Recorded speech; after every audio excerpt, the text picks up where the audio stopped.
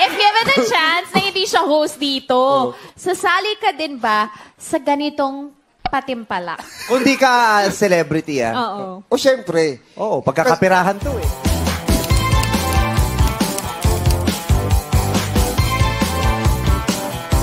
Meron akong naging boyfriend, foreigner. Tapos? Gusto niya makatikim daw ng tapsilog.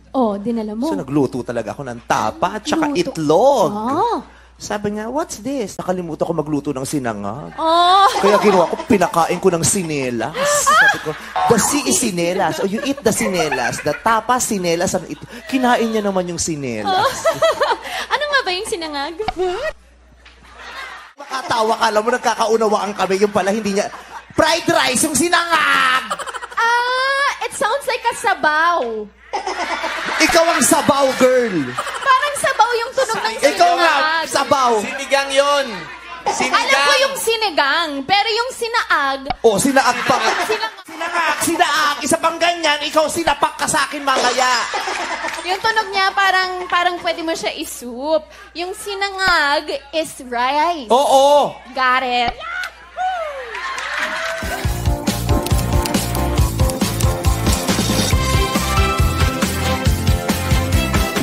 May respeto at supportive.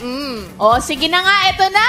Ready na ang ating mga humahanap. Kaya naman, oras na pakilala na ng mga kalahok.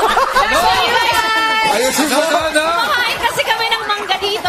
So, back to you guys. Porket may kasama kang rapper dyan. Hindi, baka doon sa turtleneck niya nasa kali. Kumakain kami ng manggang hilaw dito. Sukin ko kayo dyan eh. Ayun,